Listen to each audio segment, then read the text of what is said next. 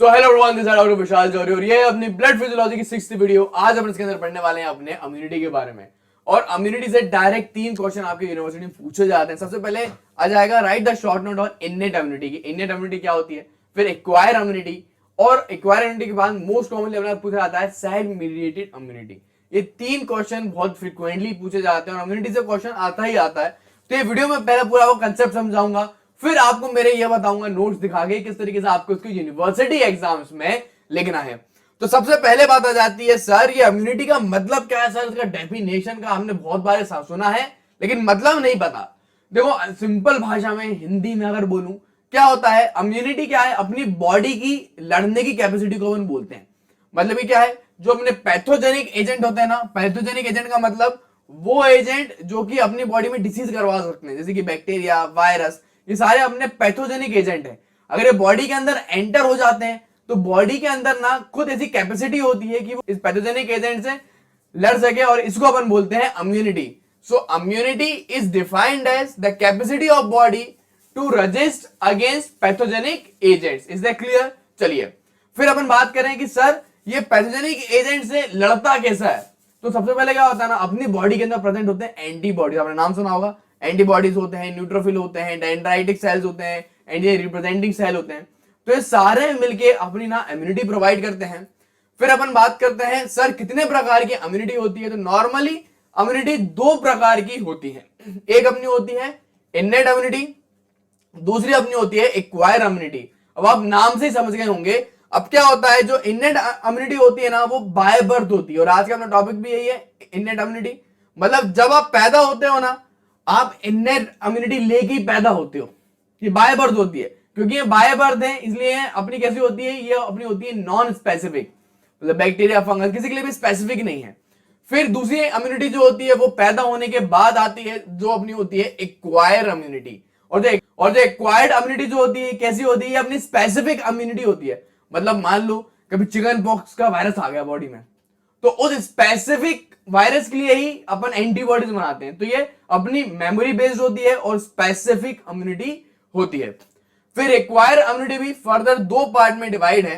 एक अपनी होती है एक्टिव, दूसरी अपनी होती है पैसिव।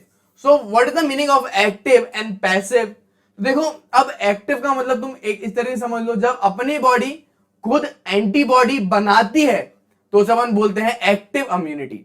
अब वो इसके अंदर भी 2 प्रकार की होती है एक्टिव इम्यूनिटी, एक नेचुरल और एक होती है आर्टिफिशियल। अरे सर ये नेचुरल मतलब, ध्यान दो बेटा, सबर करो। नेचुरल का मतलब बता रहा हूं।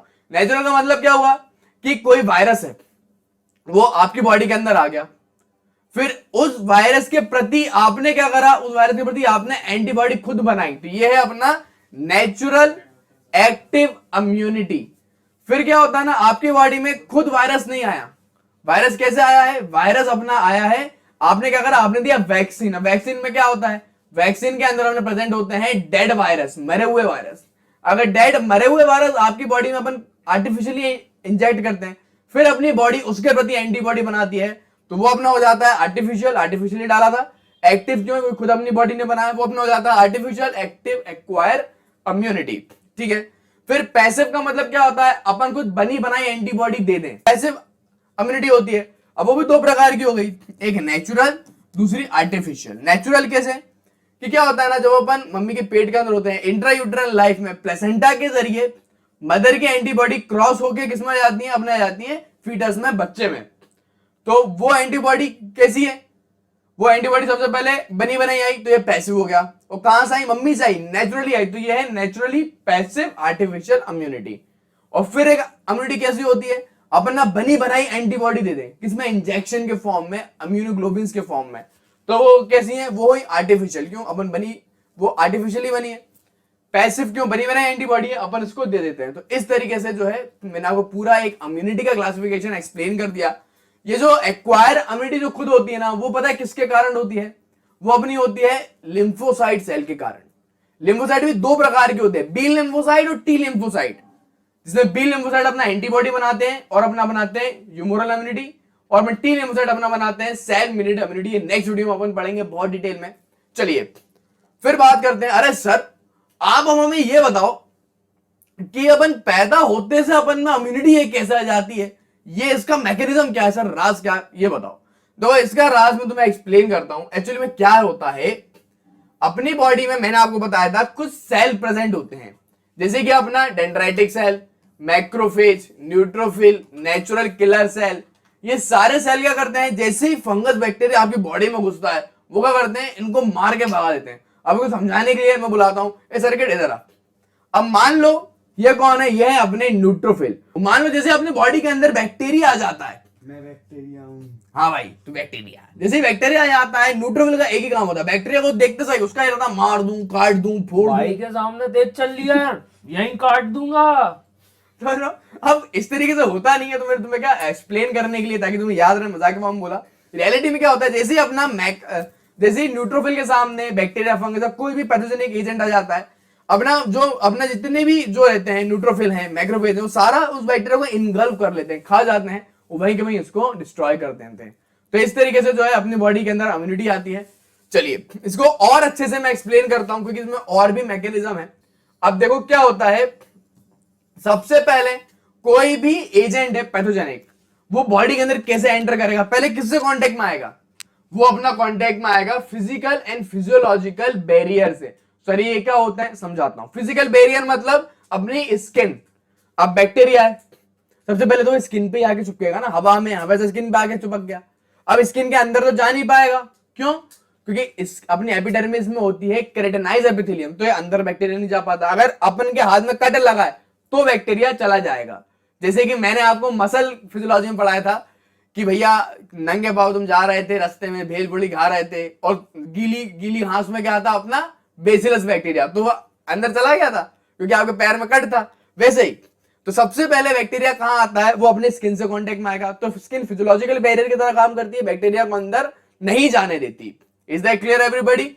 फिर मान लो आप मस्त कुछ खा रहे हो, वो खाना कंटेमिनेटेड है, उसमें बैक्टीरिया है, तो अपने माउथ में रहता है सलाइवा, और अपने सलाइवा के अंदर अपना एंजाइम है लाइजो एंजाइम से। लाइजो एंजाइम्स क्या करते हैं, उस बैक्टीरिया को तुरंत ही मार देते हैं। तो ये किस तरीके से एक्ट कर रहा है, ये फिजियोलॉजिकल बैरियर।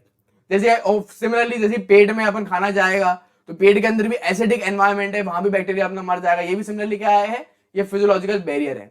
वही अगर हम बात करें बॉडी टेम्परेचर की, तो ज्यादा टेम्परेचर के कारण भी बैक्टीरिया मर जाते हैं, ये भी एक तरीके का अपना फिजियोलॉजिकल बैरियर है। पीएच भी अपना एक बैरियर है। लेकिन मान लो बैक्टीरिया बड़ा ही डेंजर है, चंट आदमी है, बैक्टीरिया बच गया इन सारे फिजियोलॉजिकल बैरियर से भी, फिर बैक्टीरिया जैसे अंदर आता है ना, फिर उसका सामना होता है अपना न्यूट्रोफिल से, बेजोफिल से, अजीनोफिल से। ये सारे अपने डब्ल्यूबीसी हैं। मेगा अपने माइक्रोसाइट से, मास्ट सेल से, डेंड्राइटिक सेल से, नेचुरल किलर सेल से। इसके नाम में लगा है किलर, हत्यारा, सुपारी लेने वाला, अपना सर्किट नाम भी हत्यारा है। तो ये सारे के सारे क्या है, इन सेल्स का सामना होता है, ये एकदम खा जाते हैं, इंगल्फ कर लेते हैं। मैं आपको एनिमेटेड वीडियो दिखाऊंगा एक्वायर वाली वीडियो में, इसकी नेक्स्ट पार्ट में। अगर मान लो उससे भी बच गया बैक्टीरिया, देन फिर उसका सामना होता है अडॉप्टिव इम्यूनिटी से। तो ये एक तरीके से क्या है, ये वो बना रहे हैं बैरियर्स। तो जो फिजिकल फिजियोलॉजिकल क्या है, फिजिकल फिजियोलॉजिकल और इनेट इम्यूनिटी, ये अपनी है फर्स्ट लाइन बैरियर। सबसे पहले इनसे कांटेक्ट में आता है। फर्स्ट लाइन के बाद अपना आता है अडॉप्टिव इम्यूनिटी, ये अपना होता है सेकंड बैरियर। और अडॉप्टिव इम्यूनिटी कौन देता है, वो देती है एंटीबॉडी, जो बी लिम्फोसाइट से बनती है, और अपनी सेल इम्यूनिटी प्रोवाइड करता है टी लिम्फोसाइट। ये मैं आपको कल डिटेल में पढ़ाऊंगा। तो इस तरीके से अपन की बाय बर्थ इम्यूनिटी होती है, क्योंकि by birth upon physical physiological barrier लेके पैदा होते हैं, और अपन में इस तरीके से सेल्स प्रेजेंट होते हैं। Is that clear?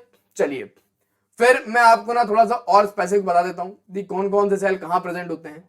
अब देखो इनेट इम्यूनिटी में कौन कौन आता है। इनेट इम्यूनिटी में अपना जाते हैं मैक्रोफेज, डेंड्राइटिक सेल, मोनोसाइट। एक सिस्टम, एक प्रोटीन होते हैं, उसको बोलते हैं कॉम्प्लीमेंट प्रोटीन। ये पूरा एक स्पेसिफिक प्रोटीन होते हैं कॉम्प्लीमेंट प्रोटीन। फिर अपना natural killer cell, mast cell, basophil, eosinophil, neutrophil, ये सारे के सारे अपने आते हैं इनेट इम्यूनिटी के अंदर। एक्वायर्ड इम्यूनिटी में क्या आता है, इनमें आता है अपना बी लिम्फोसाइट, जो एंटीबॉडी बनाएंगे, और अपना आता है टी लिम्फोसाइट। ठीक है, और बीच में कुछ अपने दोगलेबाज इंसान है, जैसे कि अपने नेचुरल किलर सेल और अपने गामा और डेल्टा टी सेल्स। ये क्या होते हैं, ये दोनों तरफ होते हैं, इनेट में भी होते हैं, एक्वायर्ड में भी आ जाते हैं। Is that clear? चलिए फिर अपन आ जाते हैं मैकेनिज्म पे कि इनेट इम्यूनिटी किस तरीके से प्रोवाइड हो रही है, उसका क्या मैकेनिज्म है। तो सबसे पहले मैंने आपको क्या बताया था, मेरा मैकेनिज्म बताया था स्किन। स्किन कैसे काम करता है, स्किन के अंदर केराटिनाइज एपिथेलियम होती है एपिडर्मिस में, फिर स्किन में ना एक अपना एंटी माइक्रोबियल पेप्टाइड भी होता है, ये एक तरीके का प्रोटीन ही होता है, उसका नाम होता है बी डिफेंसिन, ये एंटी माइक्रोबियल होता है, तो ये इम्यूनिटी प्रोवाइड कर देता है। उसके बाद लाइजो एंजाइम्स होते हैं जो कि बैक्टीरिया को डिस्ट्रॉय कर देते हैं, तो स्किन इस तरीके से अपना बैरियर की तरह काम करता है। स्किन के बाद अपन आ जाते हैं अपने सलाइवा में। सबसे पहले सलाइवा में एंजाइम है लाइसोजाइम, फिर जैसे अपन ने खा लिया तो अपने डाइजेस्टिव जूस हैं वो बैक्टीरिया को तोड़ देते हैं, पीएच तोड़ देता है। रेस्पिरेटरी सिस्टम में आपको बताना भूल गया था। अब मान लो अब हवा है, हवाओं में आजकल क्या है, पहले के जमाने में हवाओं में प्यार हुआ करता था, आज के जमाने में हवाओं में कोरोना होता है। हवाओं में कोई वायरस बैक्टीरिया आ गया, वो कहाँ चला गया, वो डायरेक्ट अपन का चले जाता है रेस्पिरेटरी पैसेज में, ठीक है। तो जो अपना एयर पैसेज जो होता है उसके एपिथेलियम में अपने क्या होते हैं ना, एंटी माइक्रोबियल पेप्टाइड होते हैं, बी डिफेंसिन।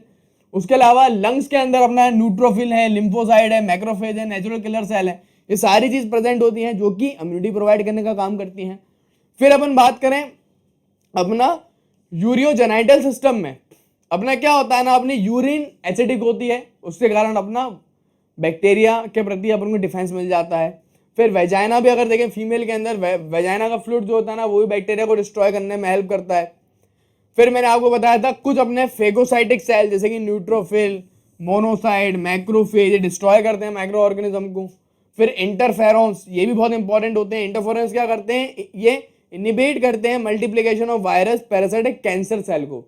तो इंटरफेरॉन्स भी बहुत इंपॉर्टेंट होते हैं, वो भी अपना इम्यूनिटी प्रोवाइड करने में हेल्प करते हैं। फिर अपना आता है कॉम्प्लीमेंट प्रोटीन्स। कॉम्प्लीमेंट प्रोटीन क्या करते हैं, ये एक्सेलरेट करते हैं डिस्ट्रक्शन ऑफ माइक्रो ऑर्गेनिज्म। तो इस तरीके से अपन को इन्नेट इम्यूनिटी प्रोवाइड होती है। अब मैं आपको बताता हूं इसको आपको यूनिवर्सिटी एग्जाम्स में किस तरीके से लिखना है। तो डायरेक्टली सबसे पहले अगर इन्नेट इम्यूनिटी पूछा है तो फिर भी आप पहले इम्यूनिटी को एक्सप्लेन करो, तो उससे होगा थोड़ी लेंथ बढ़ जाएगी। तो पहले आपको इम्यूनिटी की डेफिनेशन लिखनी है, फिर टाइप लिखना है, फिर टाइप इम्यूनिटी का फ्लो चार्ट बना देना, ठीक है। फिर इन्नेट इम्यूनिटी के बारे में थोड़ी डेफिनेशन लिख देना कि इन्नेट इम्यूनिटी जो है इनबॉर्न होती है, बाय बर्थ होती है, फर्स्ट लाइन डिफेंस होती है, ये नॉन स्पेसिफिक होती है, इसमें कोई मेमोरी वगैरह नहीं जुड़ती। फिर मैकेनिज्म लिख के पूरा मैकेनिज्म एक्सप्लेन कर देना एक एक point wise, gastrointestinal tract, respiration, urogenital, skin, अपने फेगोसाइटिक, इंटरफेरॉन, कॉम्प्लीमेंट प्रोटीन। इतना तुम लिखोगे आराम से 2 पेज तुम्हारे भरे जाएंगे और 5 नंबर में इतना काफी है।